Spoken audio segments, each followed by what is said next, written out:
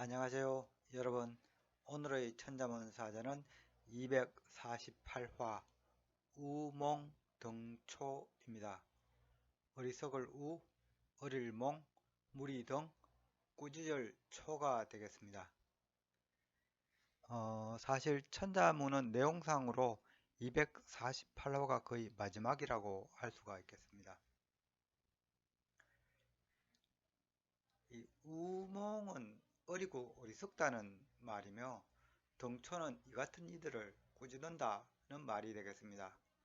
앞선 사자 고루과문과 함께 번역하면은 고루과문하여 우몽하니 등초한다는 뜻인데, 즉 혼자 배워 그 학문이 볼품없고 세상 견문도 얕아 어리고 어리석으니 이 같은 이들을 꾸짖는다고 풀이할 수 있습니다. 고루과문 우문등초는 천자문을 익히는 그 목적을 밝히는 문장이기도 한데요. 천자문은 아직 한자를 익히지 못한 상류층 자제들의 한자 교육을 위해 만든 일종의 입문서였습니다. 이제 한문을 시작하는 어린 학생들을 깨우치기 위해 천자문을 만들었다고 저자는 이 천자문 말미에 이렇게 말하고 있는 것인데요. 그런데 이 천자문 말미에 우문동초라 했기 때문에 다르게 해석할 수도 있습니다. 이제 천자문을 지금까지 다 익혔으니 우물안 겨구리에 머물지 말고 더 나은 배움을 위해 더 넓은 세상으로 나아가라는 이 당부의 말로 이 우몽등초를 해석할 수도 있겠습니다. 혹자는 이 고루과문 우문등초는 천자문을 집필한 저자가 겸손하게 얄팍한 자신의 학문을 꾸짖어 달라고 하는 것이라고 해석하기도 합니다.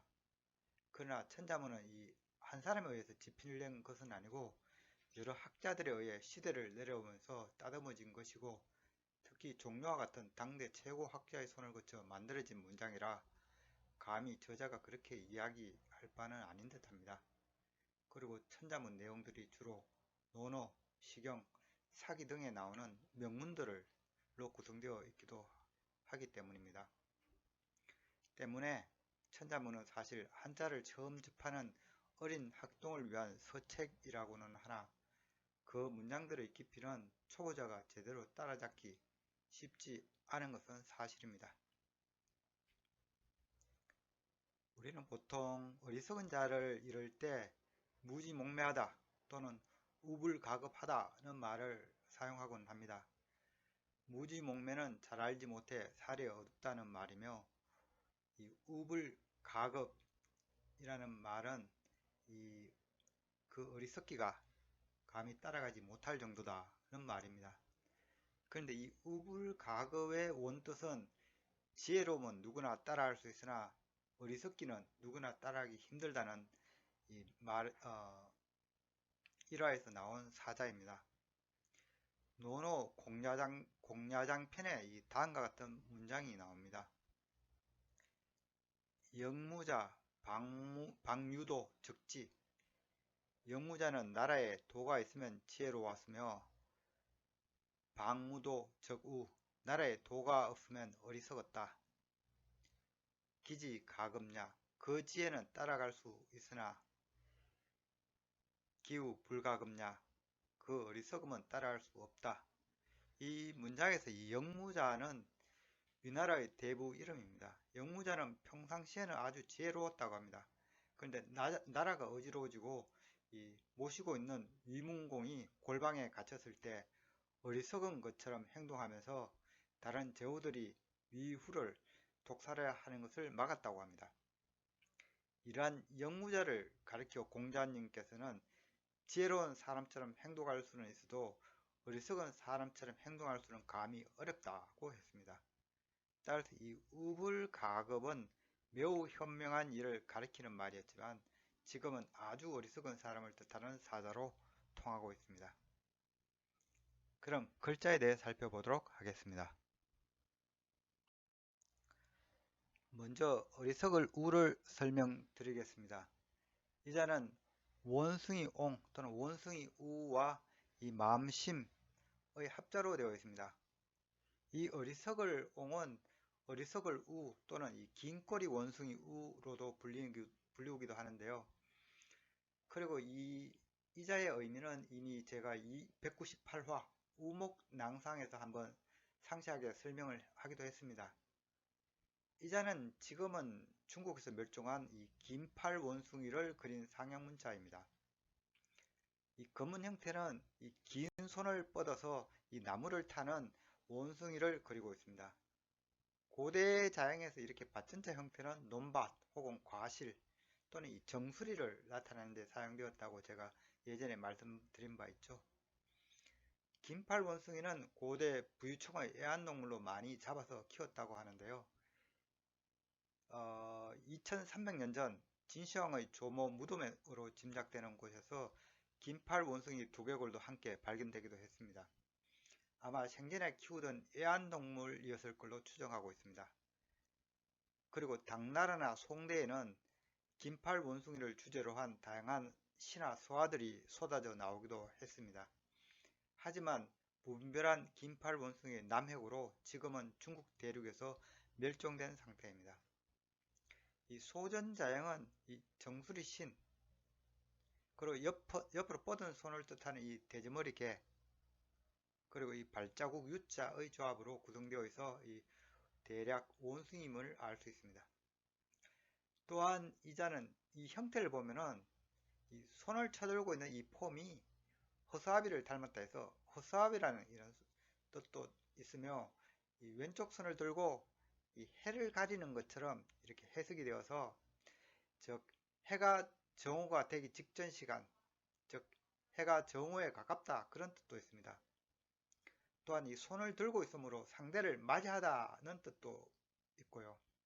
또한 옛고사 이 조삼모사에서 나오듯이 이 원숭이를 이 어리석은 짐승으로 여겨서 이 원숭이를 뜻하는 이 자는 어리석다는 뜻으로 많이 쓰이고 있습니다. 따라서 이 어리석을 우가 뜻하는 바는 어리석다 또는 해가 정오에 이르다 또는 허사비 또는 이 처음의 뜻으로도 쓰이고 있고, 이때는 옹으로 읽기도 합니다. 그리고 원숭이를 뜻하는 경우에는 주로 우로 읽습니다. 마음심은 잡은 짐승의 이 심장 모양을 본딴 상형문자입니다. 심장은 동물의 중심에 있으며 꿈틀거리는 심장박동은 살아있다는 표시죠. 고대인들은 이 심장에 이러한 생명의 본질, 즉 마음이 있다고 생각했습니다. 그래서 마음심이 이 심방변 형태를 가지게 된 건 이 자연이 대폭 따듬어진 이 예서에서부터, 근데 소전자양만 해도 많이 형태가 틀립니다. 오늘날 이 마음심의 의미는 심장, 가슴, 마음, 의지, 생각 또는 생각하다 또는 그 중심 등의 뜻을 갖고 있습니다. 어리석을 우는 이 어리석은 원숭이를 그린 이 어리석을 옹과 이 마음심의 합자죠. 즉 어리석은 마음을 뜻한다고 할 수 있는데요. 원래 어리석을 이 옹이 이 원숭이 말고 어리석다는 이 뜻이 있으나 좀 더 명확하게 이 마음심을 넣어서 어리석다는 걸 표현한 것이 이 어리석을 우자가 되겠습니다. 그래서 이 어리석을 우가 뜻하는 바는 어리석다, 우직하다, 고지식하다, 어리석은 사람 또는 그 마음 또는 이 나를 조금 겸양으로 이렇게 지칭할 때 쓰이기도 합니다.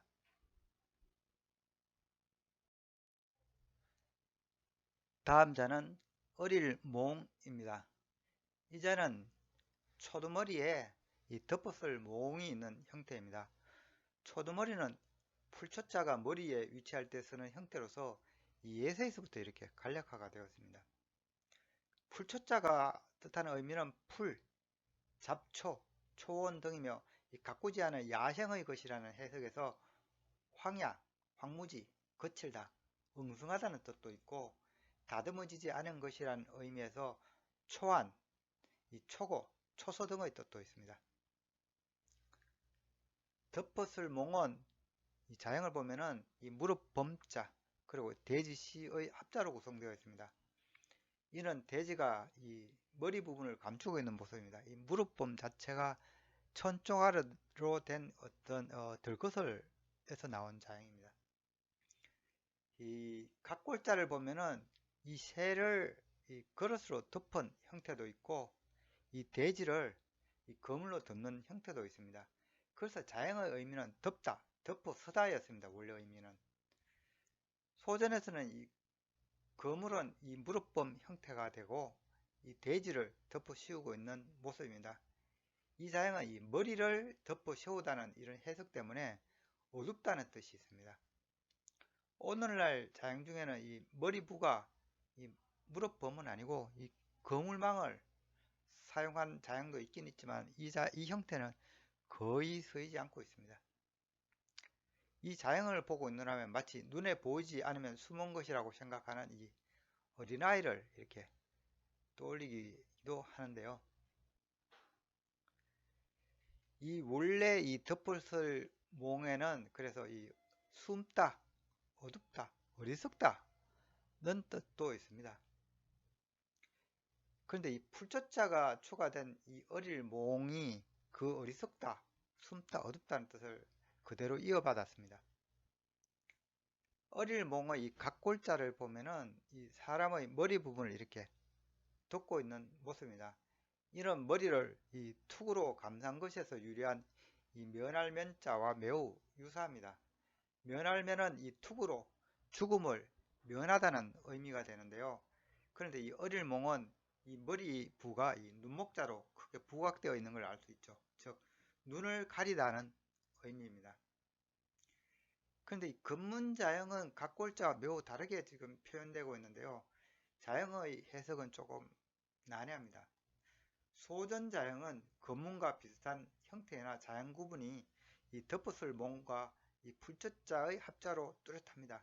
즉 풀숲의 돼지가 머리를 숨기다는 의미입니다. 이는 아이들이 숨바꼭질 하는 경우의 머리만 숨기는 경우를 떠올리게 하죠. 이 사자 중에 이 포두서찬이라는 말이 있습니다.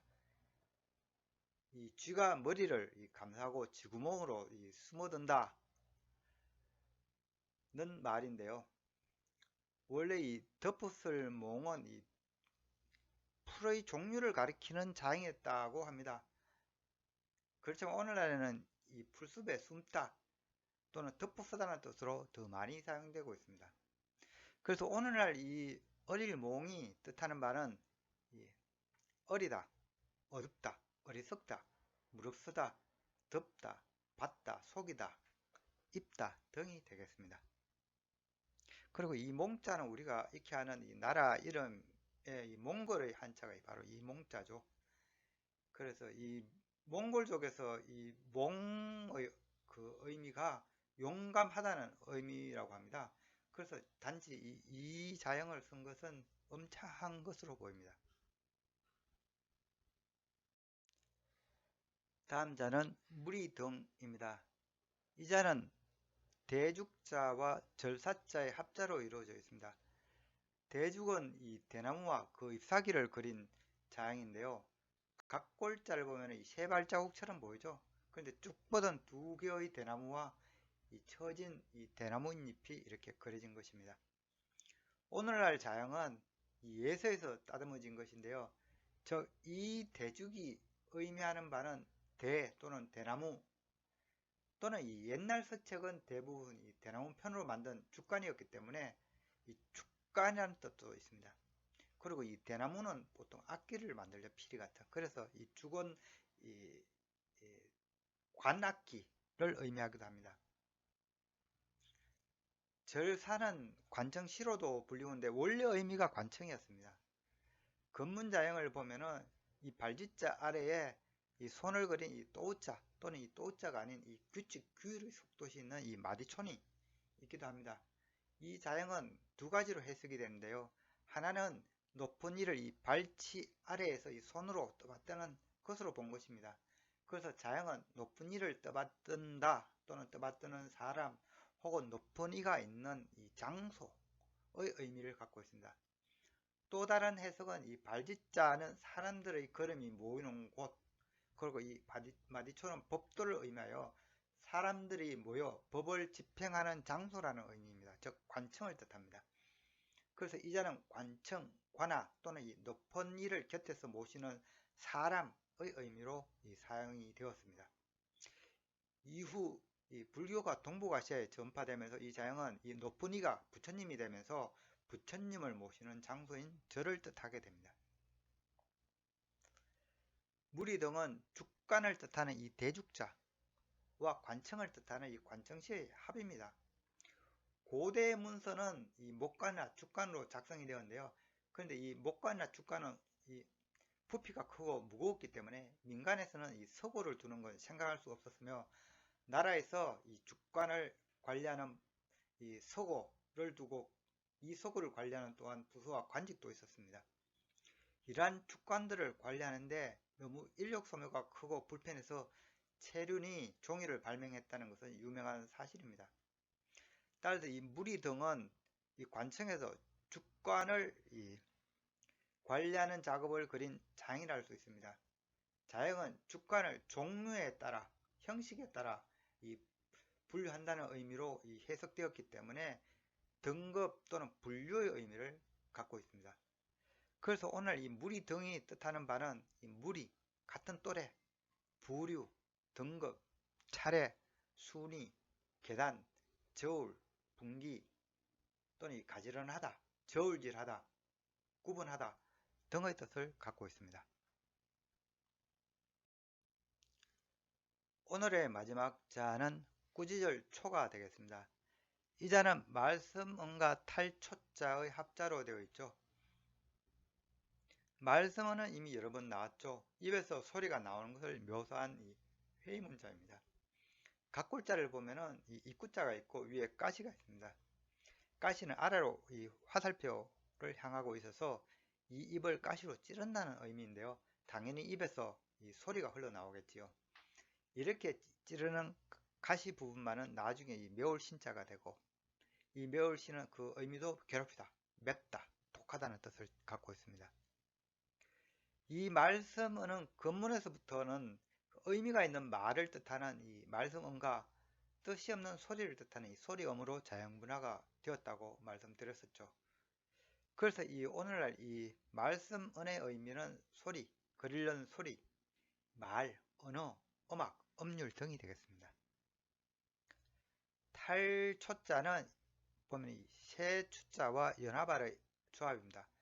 탈초는 이 사냥한 새를 이 불에 굽는 것에서 기원한 자형입니다. 각골자를 보면은 이 새가 있고 아래 불이 있습니다. 이 형태가 그대로 오늘날까지 내려온 셈이 되죠. 이 자형의 의미는 불에 태우다, 걸리다, 바삭 태우다 등의 뜻을 갖고 있습니다. 요즘도 치킨이 유행인데요. 이 신석기 시대에도 이렇게 새구이가 유행했나 싶기도 합니다. 특히 참새 같은 이 작은 새를 뜻하는 이 새추자가 쓰였는데요. 그래서 이 작은 새를 여러 마리 동시에 보통 굽잖아요.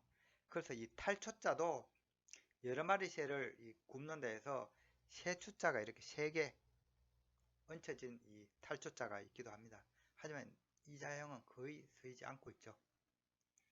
그래서 이 탈초자가 의미하는 바는 타다, 걸리다, 태우다, 탄내 또는 이 바삭바삭하다, 초조하게 굴다, 애태우다 등이 되겠습니다.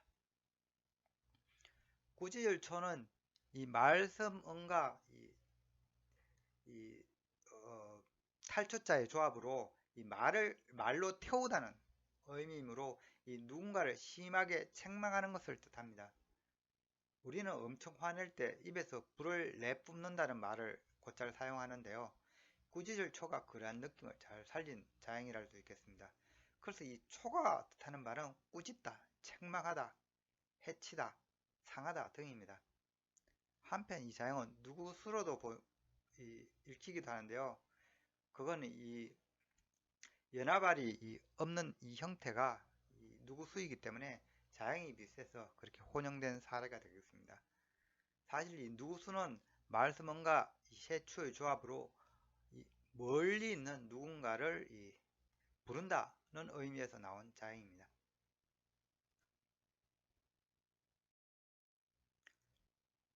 이상으로 오늘의 천자문사자 우몽등초, 즉 어리고 어리석은 이들을 함께 꾸짖는다는 사자성어를 마치도록 하겠습니다. 고루과문 우몽등초는 제대로 배우지 못하여 지식이 얕은 어리석은 이들을 이렇게 꾸짖는다는 말인데요. 공자께서는 배움을 무척 강조하셨습니다. 논어 양화편에는 이 시경을 배워야 하는 필요성을 다음과 같이 말씀하고 있습니다. 자왈 공자 가로되 소자 하막 학부시 제자들아 어찌 시경을 배우지 않느냐. 시 가이흥 가이관, 시란 것은 흥을 돋구고 생각에 잠기게 하며, 가이군 가이원, 이 무리와 교류할 수 있고 세상을 풍자할 수 있으며, 이지사부 원지사군, 가까이는 어버이를 모시고 멀리는 임금을 섬길 수 있게 되고, 다시거 조수 초목 지명, 새와 짐승 풀과 나무의 이름을 많이 알게 된다. 우몽동초를 이렇게 대하고 나니 이제 곧 천자문이 마무리되어도 배움을 멈춰서는 안 될 것이라는 생각이 듭니다. 지금까지 시청해 주셔서 감사합니다.